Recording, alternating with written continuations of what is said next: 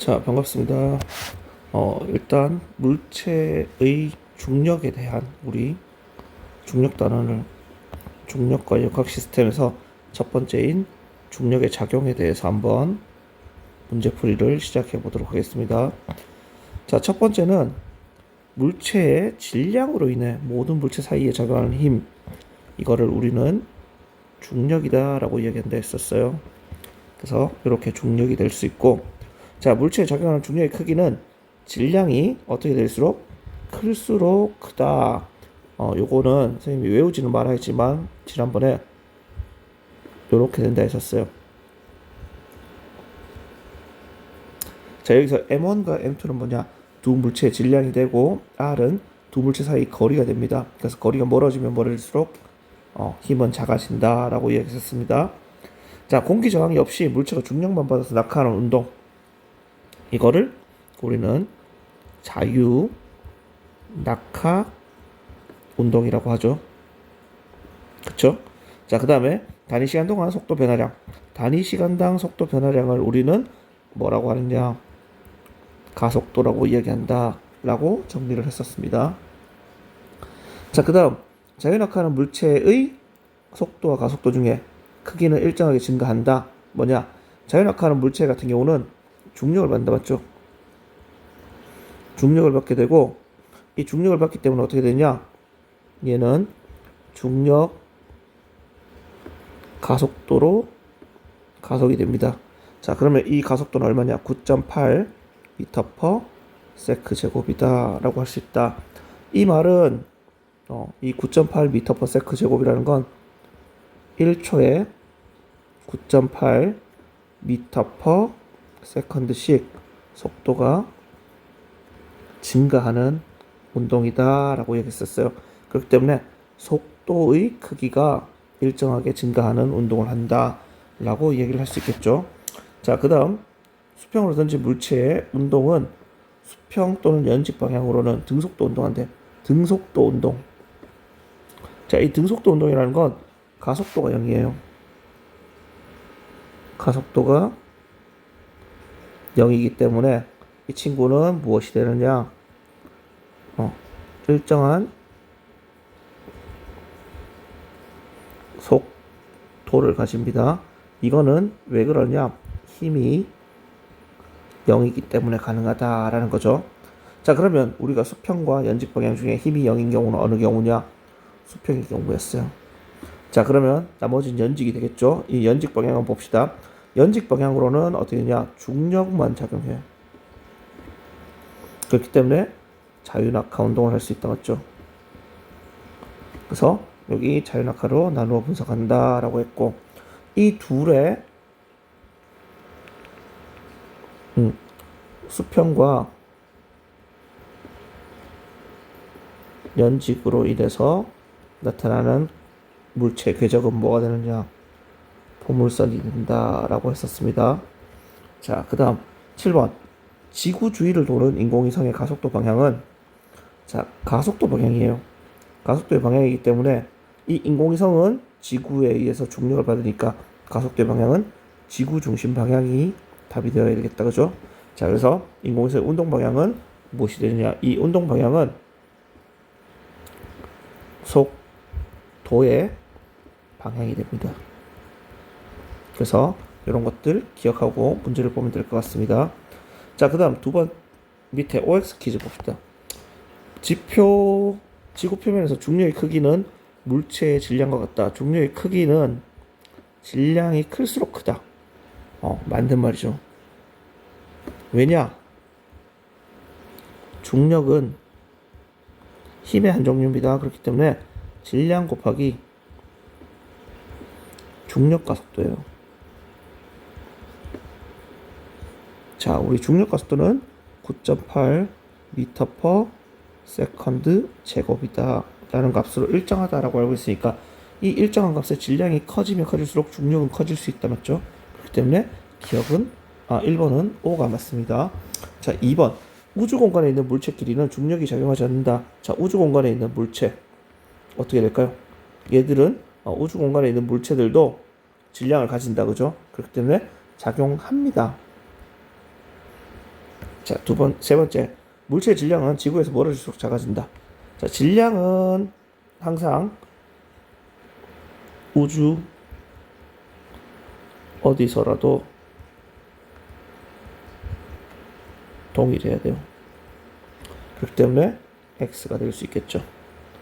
자, 그 다음 4번. 지구 표면에서 물체에 작용하는 중력의 방향은 연직 아래 방향이다. 자, 중력의 방향이에요. 중력의 방향은 선생님이 연직 아래 방향이다 라고 했었다. 그죠? 그래서 O가 되겠죠, 이거는. 자, 그 다음 일정한 크기의 중력을 받는 물체의 가속도. 중력을 받는 물체의 가속도의 크기는 일정해야 된다, 맞지? 요 크기는 얼마냐? 9.8 미터 퍼 세크 제곱이다 라고 얘기한다 라고 했었습니다. 자, 그 다음 수평으로 던진 물체는 수평 방향으로 속력이 일정하게 빨라지는 운동을 한다. 자, 수평으로 던져진 물체는 수평 방향으로는 힘이 없어요. 힘이 0이기 때문에 어떻게 되냐? 가속도가 0이다. 그죠? 자, 따라서 이 가속도가 0이라는 건 뭐가 되느냐? 등속 직선 운동. 다른 말로 요거와 같은 거는 등속도 운동한다 라고 표현해요. 그러면 속력이 일정하게 빨라지는 게 아니고 속력이 일정해야 된다, 맞지? 그래서 요거는 틀렸다 라고 할 수 있고. 자, 그 다음 7번은 수평방향으로 던진 물체는 수평방향 중력이 작용하고. 자, 수평방향으로 중력이 작용합니까? 수평방향에 힘이 없다, 맞지? 연직방향으로는 중력이 작용한다. 그래서 이 수평과 연직이 서로 자리를 교환해야지 맞는 말이 될 수 있겠죠. 그래서 이렇게 될 수 있다. 자, 그 다음 8번은 그림은 M과 2M인 두 물체 사이에 중력이 작용한다. 이랬을 때 질량이 M인 물체가 있어요. 이 질량이 M인 물체에 작용하는 중력의 크기가 F라고 했을 때 이 질량이 2M인 물체에 작용하는 중력의 크기를 구해봐라 라고 했어요. 이거는 우리가 배웠던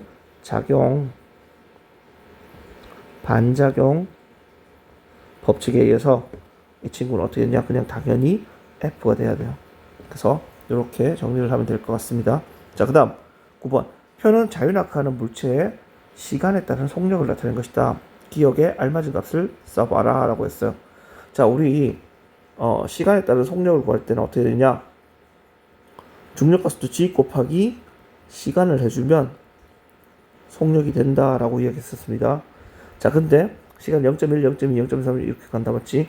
그래서 요렇게 갔다라고 했을 때 9.8 곱하기 0.1을 하면 0.1초 때 속력이 되기 때문에 0.98이다 라는 속도가 나올 수 있다, 맞죠? 자, 이런 식으로 9.8 곱하기 0.2초를 하게 되면 어떻게 되냐? 19.6이라는 값을 기억하고 있을 건데 여기는 시간이 0.2초이기 때문에 1.96이 될 수 있다 라고 했어요.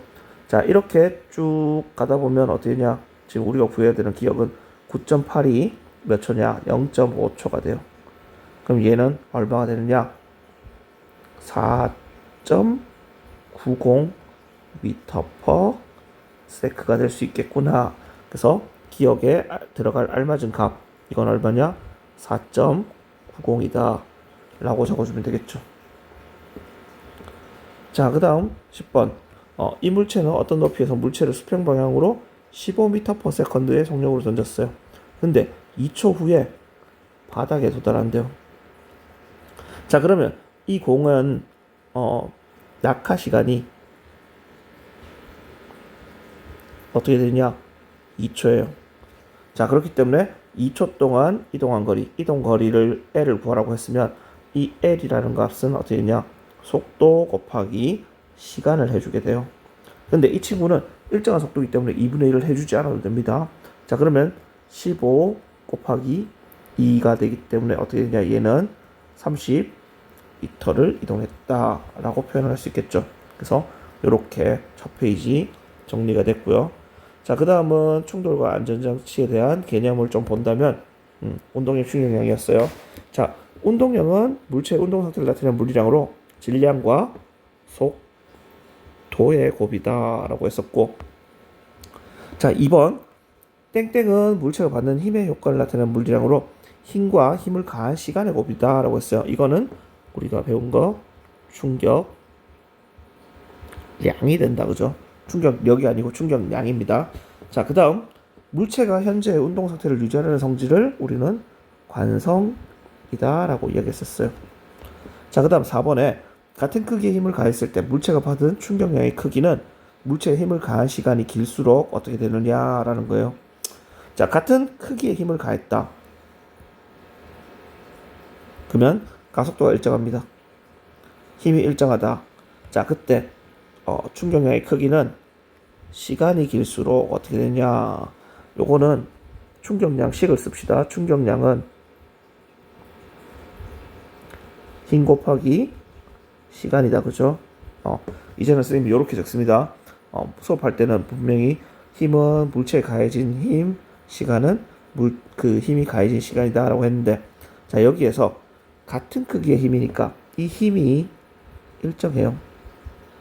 이때 시간이 길어지면 전체 값이 커지니까 충격량도 커진다라는 걸 알 수 있겠죠. 그래서 이거는 길수록 크다라고 답을 적을 수가 있게 되겠죠.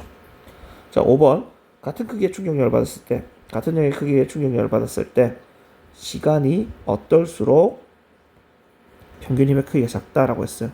자, 다시 한 번 더 충격량을 적어봅시다. 충격량은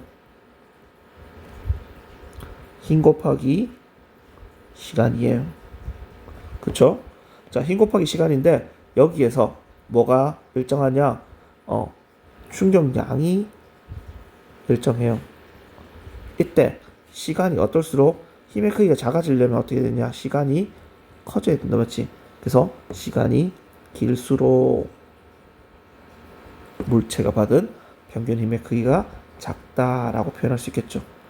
자, 6번 물체의 속력이 클수록 속력이 클수록 관성이 크다라고 했어요. 이거는 어떻게 될까요? 속력은 당연히 속력에 관계는 없어요. 질량이 관계가 있지. 그래서 이 경우는 X라고 답을 적을 수가 있겠죠. 자, 그 다음 7번 질량이 크다는 것은 관성이 크다는 것을 의미한다. 당연한 소리죠. 자, 10번 충격량의 단위예요. 충격량은 우리가 식으로 적을 때 어떻게 되냐? 힘 곱하기 시간이었어요. 따라서 이 단위는 힘의 단위 뉴턴, 시간의 단위 세크 해서 뉴턴 세크 5가 된다. 자, 그 다음 9번에 물체에 큰 충격량을 가할수록 물체의 운동량의 변화의 크기는 크다. 자, 충격량은 우리가 알고 있는 식이 힘 곱하기 시간이었어요. 하지만 이 힘 곱하기 시간이라는 건 다시 다르게 얘기한다면 운동량의 변화량이 돼. 그쵸? 자, 운동량의 변화량이 되기 때문에 이 운동량의 변화량과 충격량의 크기는 같이 커지거나 같이 작아진다. 그렇기 때문에 큰 충격량을 가할수록 운동량의 변화의 크기는 크다. 맞는 말이 되겠죠. 자, 10번 자동차의 범퍼예요. 이거는 시간을 짧게가 아니고 길게 한다라고 했었습니다. 자, 길게 해서 받는 힘의 크기를 감소시키는 역할을 한다. 감소시키는 장치다. 따라서 X가 답이 될 수 있겠죠. 그래서 이렇게 우리 개념을 해봤고, 밑에 단답형 봅시다. 단답형 몇몇 친구들이 질문을 하던데 좀 어려워하는 경향이 있더라고요. 같이 한번 풀어봅시다. 자, 수평면에서 질량이 2kg, 자, 2kg의 물체가 있고 얘가 3m/s에 일정한 속도로 운동한다. 질량이 2kg예요. 자, 이때 운동량의 크기. 자, 운동량은 우리가 어떻게 할 수 있느냐? 질량 곱하기 속도로 기억하고 있다, 맞죠? 자, 그렇기 때문에 질량 곱하기 속도를 본다면 2kg 질량 곱하기 속도 3m/s가 되니까 얘는 어떻게 되냐? 6kg m/s 세크의 값을 가진다라고 알 수 있겠죠. 자, 그다음 두 번째, 일정한 방향으로 힘을 가한다. 자, 이 크기를 시간에 따라 나타낸 그래프입니다. 요 그래프가. 자, 그때 0에서 3초까지 물체가 받은 충격량의 크기라고 했어요. 자, 그러면 3초까지 받은 충격량의 크기는 요 부분의 면적이 될 수 있다. 그죠? 3초까지. 자, 그렇기 때문에 충격량의 크기, 충격량은